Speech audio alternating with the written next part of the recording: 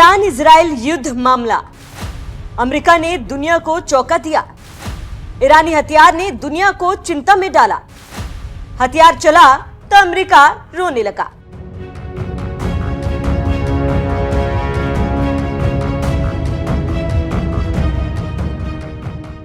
नमस्कार, आप देख रहे हैं एनएमएफ न्यूज और मैं हूं आपके साथ श्रावणी पटनायक। जैसे कहा जाता है कि एक चिंगारी पूरे गांव को जला देती है, ठीक उसी तरह बिना समझदारी के युद्ध थोपना या युद्ध करना दुनिया को परेशान कर सकता है।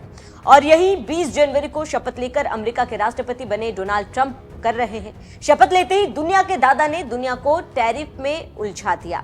फिर कई और देश परेशान होने लगे और दुनिया की रफ्तार धीमी हो गई। फितरत से मजबूर ट्रंप एक के बाद एक ऐसे फैसले लिए जिससे कई देश नाराज हो गए। फिर तनातनी चलने लगी। इसी बीच इजराइल का फिलिस्तीन पर कहर जारी रहा। अभी यही चल रहा था कि ईरान इजराइल भिड़ गए और पिछले 10 दिनों से दोनों देश टकरा रहे हैं और एक दूसरे पर मिसाइल हमला कर रहे हैं। इसी बीच 22 जून को अमेरिका ने अचानक ईरान के 3 परमाणु ठिकानों पर टॉमहॉक से हमला कर दिया। गुस्सा ईरान ने इजराइल के कई शहर को निशाना बनाया और फिर ऐसा फैसला लिया जिससे अमेरिका रोने लगा। विदेशी मीडिया की माने तो अमेरिकी प्रशासन ने चीन से कहा है कि ईरान से कहे कि वो हॉर्मोज जल डमरू मध्य को बंद ना करे।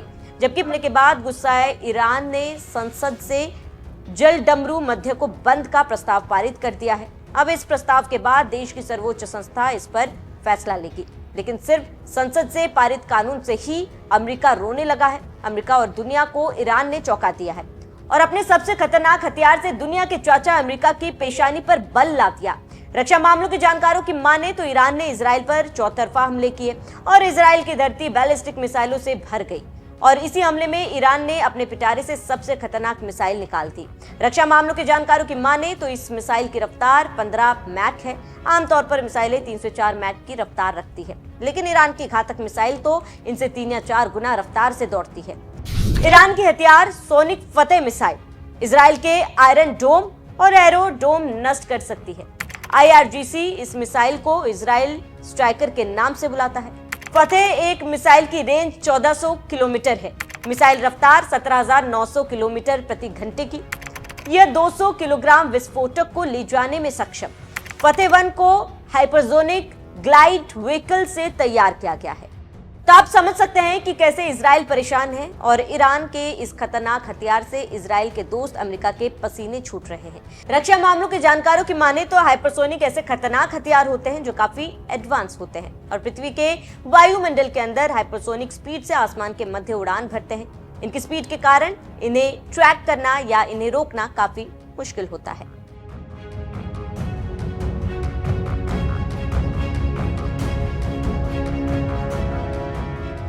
ईरान इजराइल युद्ध में अमेरिका की एंट्री से विश्व की राजनीति गर्म हो गई है और जैसा कि हमेशा होता है कि किसी भी पक्ष के 2 पहलू होते हैं, एक सही तो एक गलत। ठीक उसी तरह कुछ देश अमेरिका के साथ है तो काफी देश ईरान का समर्थन कर रहे हैं। इसके साथ ही साथ ईरान अमेरिका और इजराइल को सबक सिखाने के लिए कई और कड़े फैसले ले रहा है, जिससे अमेरिका की रातों की नींद हराम हो गई है।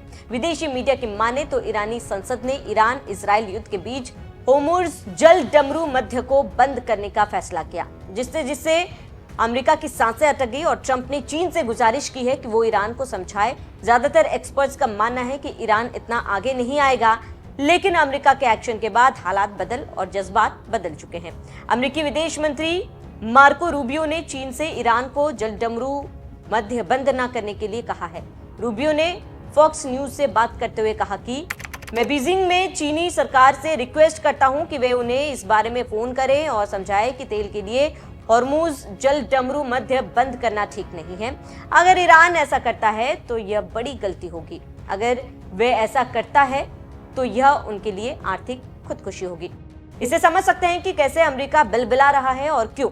ये तो आप जानते ही हैं कि दुनिया का सबसे बड़ा परिवहन समंदर है, क्योंकि समंदर से ही दुनिया में सबसे ज्यादा माल की ढुलाई होती है और फारस की खाड़ी में स्थित हॉर्मुज जल डमरू मध्य एक ऐसा गेट है जो फारस की खाड़ी को ओमान की खाड़ी और अरब सागर को जोड़ता है। इसका समंदर के रास्ते का इस्तेमाल मध्य वर्ग से तेल और गैस के परिवहन के लिए किया जाता है। फारस की खाड़ी के आसपास के देश जैसे ईरान, सऊदी अरब और UAE 3 बड़े तेल उत्पादक है। खुले समंदर तक पहुंचने के लिए हॉर्मुज ही एकमात्र रास्ता है। आर्थिक मामलों के जानकारों की माने तो ये दुनिया के तेल व्यापार का 30% हिस्सा कवर करता है। इस रास्ते का जिक्र पुराने ग्रंथों में भी मिलता है। ये यूरोप और एशिया के बीच पुल का काम करता है। हॉर्मुज जल डमरू मध्य का नाम इफेरा हॉर्मुज के नाम पर रखा गया है, जो फारस के सुल्तान शाहपुर द्वितीय की मां थी।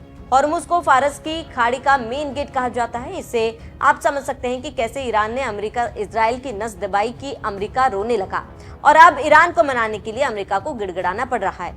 देखना होगा कि आगे क्या होता है और क्या युद्ध रुकता है या जारी रहता है।